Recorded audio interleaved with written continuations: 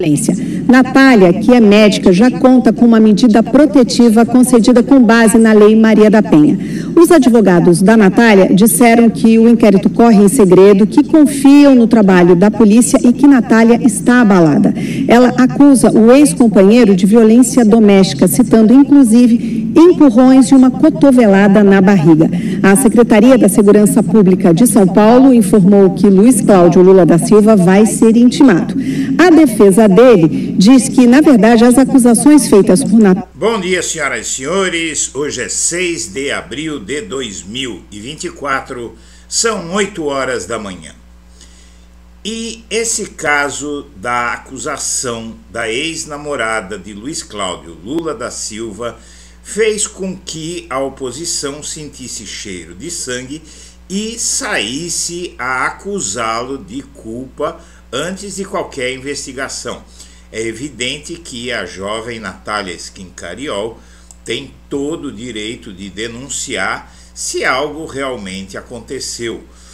Porém, a condenação prévia de qualquer um dos dois, dizer que ela mente ou que ele cometeu mesmo os crimes, não passa de interesse político.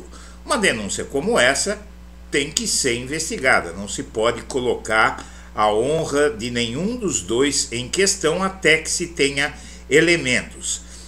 Porém, agora, a única pessoa que apresentou, até o momento, alguma prova em relação ao ocorrido foi Luiz Cláudio, e isso aconteceu de ontem para hoje. Antes de prosseguir, eu quero pedir a você que acompanha o Blog da Cidadania que se inscreva no canal, curte e compartilhe os nossos vídeos, acione o sininho das notificações, que assim você nos ajuda a fazer o nosso trabalho. Você vê aqui matéria que mostra que 8 deputados assinaram nota de repúdio contra o filho do Lula. 8 deputados da Câmara Legislativa do Distrito Federal assinaram uma nota de repúdio contra as supostas agressões cometidas por Luiz Cláudio Lula da Silva, o filho do presidente da República. Luiz Cláudio, como você sabe, foi acusado de agressões frequentes pela ex-mulher e ele nega que ela seja ex-mulher e apresentou provas disso. Vamos entender. Filho de Lula deu uma entrevista dizendo que jamais agrediu a moça e que vai provar sua inocência. E ele já começa a provar com várias provas que estão aqui postadas nessa reportagem. O Luiz Cláudio, o filho mais novo do Lula, quebrou o silêncio ontem à tarde. Em entrevista por telefone ao UOL, ele negou acusações de violência física contra a médica Natália Schincariol, de 29 anos. Na conversa de mais de 1 hora, disse que as traições mencionadas por ela são fantasiosas. Durante a conversa, ele pede, inclusive, para que seja utilizado o termo ex-namorado. Sobre o relacionamento extraconjugal com uma mulher do Amazonas, que foi uma acusação da Natália, Amazonas, onde ele é diretor de um clube de futebol da cidade, conta que a aproximação só ocorreu após o término com a médica, que ele começou a namorar com essa mulher a partir do término com a médica. Ele foi acusado de violência e inclusive doméstica, verbal, emocional, e ela registrou um boletim de ocorrência contra ele no dia 2 deste mês. Na sequência, o Tribunal de Justiça de São Paulo concedeu a ela uma medida protetiva, que isso não é uma condenação, é uma praxe. Qualquer mulher que se disser ameaçada por um homem consegue isso, tendo ou não provas, independentemente da culpa e da investigação. A decisão determina que o Luiz Cláudio não se aproxime a menos de 200 metros da ex-companheira e do imóvel que é dele e dela. O filho de Lula enviou um documento do cartório de registro de imóveis que mostra a divisão de 50% para cada um na aquisição do apartamento em São Paulo. E o documento diz que o casal reconhece, isso foi assinado por ela, que não havia regime de união estável entre os dois, nem agressões, nem xingamentos. A Natália acusa o Luiz Cláudio de ter dado uma cotovelada na barriga dela quando ela tentava resgatar o celular das mãos dele. A médica explicou que tentava checar a comunicação dele com outras mulheres. Jamais agrediria ela, desde o término do relacionamento em janeiro desse ano, sempre fui muito atencioso com ela. Nunca chamei ela desses nomes todos que ela diz. Vou provar minha inocência. Luiz Cláudio mostra fotos de uma cesta de Natal de café da manhã que teria recebido de Natália. Está aqui a cesta de Natal. Ele recebeu isso no período em que ela diz que já havia o problema com ele. Tem data, é para o aniversário dele. Ela mandou a cesta cheia de comida, com mensagens e tudo. Como uma pessoa que foi agredida tem esse tipo de reação? Ela disse para amigos próximos que tinha planejado fazer até uma festa surpresa. A mensagem da cesta tinha um tom irônico. Abre aspas, sossega seu cu, homem infernal. Nesse aniversário eu espero que você amadureça e se torne uma pessoa melhor. Quero que você se foda. Feliz aniversário. Deus abençoe. Assinado Natália. E nesse momento ele já estava bloqueado nas redes sociais dela. E segundo a matéria aqui, essa cesta foi enviada no período em que ela diz que estava sendo ameaçada. Segundo Natália, ele havia mandado uma cesta antes para ela pedindo perdão. No aniversário dele, mandei uma outra como resposta. Estávamos bloqueados no WhatsApp.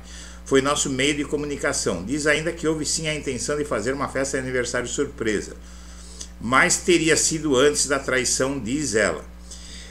Um documento relativo ao apartamento no registro de imóveis em São Paulo aponta a divisão do bem em 50% para cada um. Consta o registro também que não há união estável entre o casal. Diz o Luiz Cláudio, ela não é minha mulher, é minha ex-namorada. Ela quer vender essa narrativa, mas nunca foi minha mulher. Assinamos um termo provando não ter união estável. E ele realmente mostra o termo lavrado num tabelião, do 18º tabelião de notas de São Paulo. Ela mora em Araras, ela não mora nesse nosso apartamento em São Paulo. Vou brigar na justiça para ter o direito de morar lá, porque ela nem usa. Aos fins de semana ela está em família em Sorocaba. Enquanto a justiça decide, vou alugar um outro lugar para morar quando estiver em São Paulo. Enquanto isso, vou respeitar a justiça. Natália disse que ele lhe pediu muitas vezes para assinar o documento. Não assinei, tive medo dos processos dele recaírem sobre mim. De qualquer forma, morar junto há anos, comprar um imóvel e me chamar de esposa, creio que seja uma união estável. Porém, isso é preciso reconhecer. Neste documento está dizendo, aqui assinado por ela, que não há uma união estável entre os dois. Luiz Cláudio nega as traições das quais é acusado e diz que não mantinha mais um relacionamento quando se envolveu com outra pessoa. Diz que entrou nos aplicativos de relacionamento no momento em que já estava solteiro. Eu nego, não saí com ninguém. Eu conversei com algumas meninas, ela pegou as conversas no aplicativo do Facebook e ela criou esse número de mais de 30 mulheres na cabeça dela. Eu apaguei e deletei tudo na frente dela. Já as conversas no celular foram só umas 5 ou 6 meninas. Na entrevista ao UOL, a médica Natália Schincariol conta que a gota d'água para a separação foi a descoberta da traição do ex-companheiro no Amazonas, onde ele vive e trabalha como diretor de clube de futebol. Natália disse que ficou sabendo do caso extraconjugal depois de receber uma ligação do marido da suposta amante. Luiz Cláudio diz que quando conheceu a moça, já estava separado da médica, além de afirmar que se trata de uma ficante que também não tinha compromisso com ninguém, ela já estava divorciada há 11 meses. Vejam bem, então quer dizer, essa história aí ainda tem muita coisa a apurar. Ninguém pode dizer que é verdade, que é mentira, mas tem muita coisa a apurar ainda, porque se ele está dizendo que ela estava divorciada há 11 meses, deve ter registro disso, se ela estava divorciada e se ele não estava mais com a médica, não é? Ele tem o direito de estar com quem quiser. Precisa ver se é verdade dele, verdade dela. Aqui não se está tomando partido de ninguém, mas até agora quem apresentou qualquer prova sobre tudo foi o Luiz Cláudio. Eu entrei somente uma única vez na casa dessa pessoa, dessa moça lá do Amazonas, para tirar um móvel e não frequenta a casa dela. Não nos encontramos na minha casa ou na casa de amigos. Nunca tive intimidade para frequentar a casa dela. A reportagem teve acesso a documentos em segredo de justiça que apontam que Luiz Cláudio é divorciado e tem 2 filhas menores. No documento, há cláusulas que impõem a visita às filhas de forma assistida pela mãe ou babá. Questionado sobre o tema, Luiz Cláudio respondeu: "Eu passei pelo pior momento da minha vida durante a Operação Zelotes, em 2015, que fez busca e apreensão em suas empresas, investigando suposto tráfico de influência para aprovar uma medida favorável ao setor automotivo. A investigação foi arquivada em 2020. Fomos ameaçados todos em cima com a opinião pública. Tudo que estou passando hoje, passei 10 vezes pior. Minha esposa ficou comigo o tempo todo, foi muito corajosa estar ao meu lado. Quando a gente terminou, ela ficou cheia de traumas e medos, por isso a decisão de guarda compartilhada com supervisão. Ela tem medo que algo possa acontecer, por isso quer proteger nossas filhas. Minhas filhas estão ótimas, falo com elas todo dia."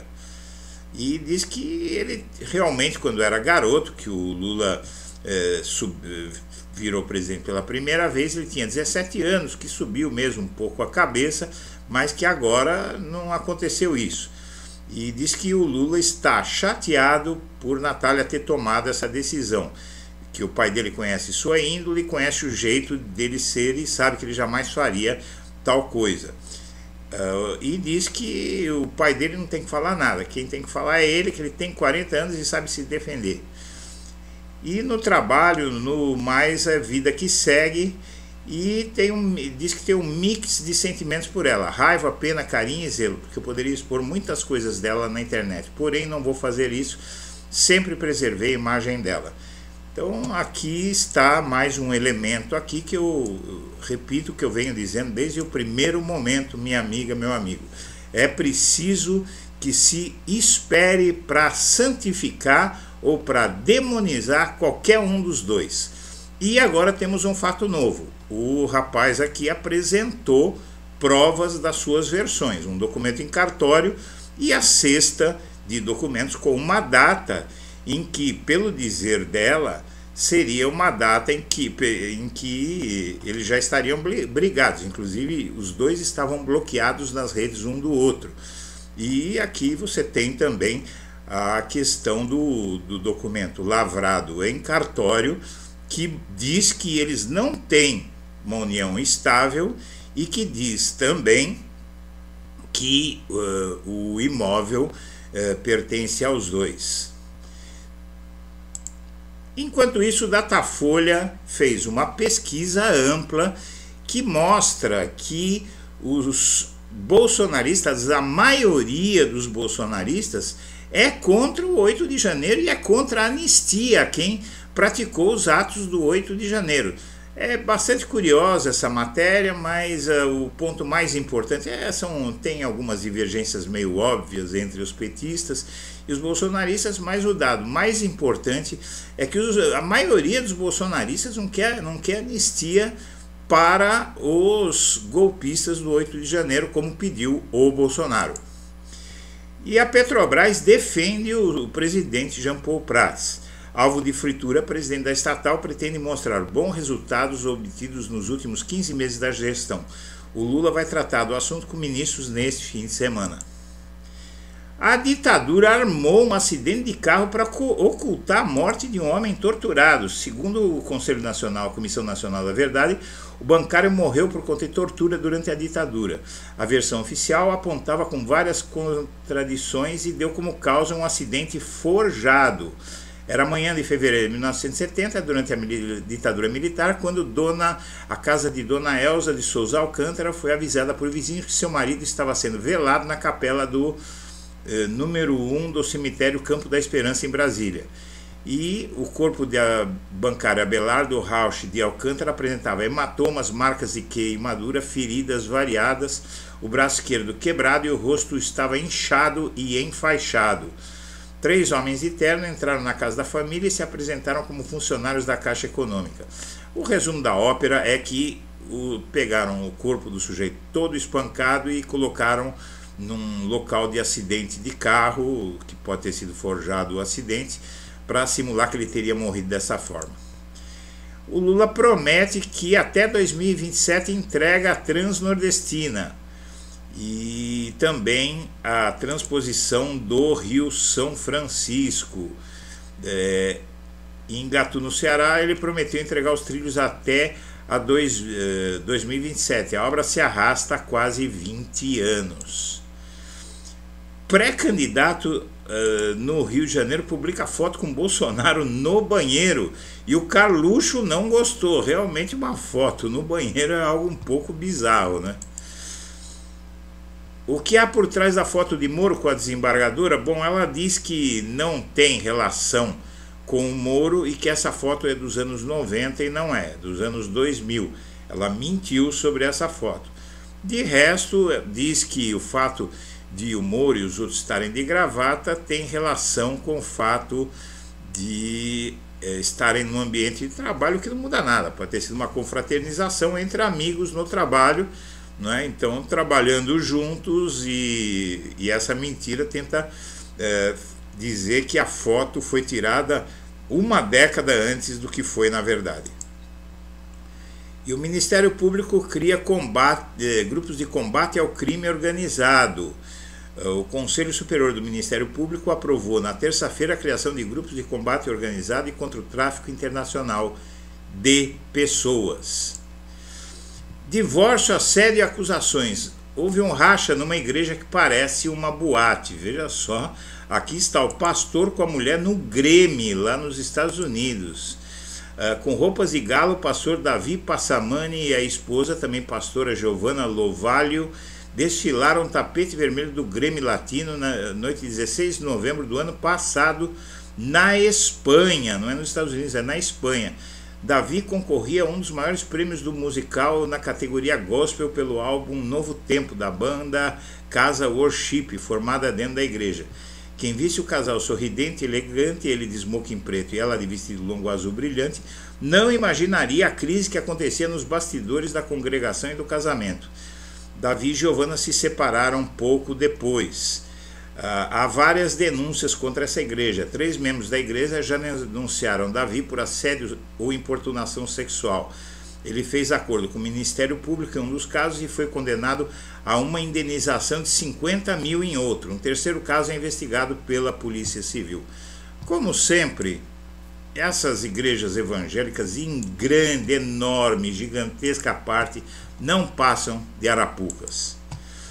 E o Lula vai levar mais um carcereiro para trabalhar na sua equipe de segurança.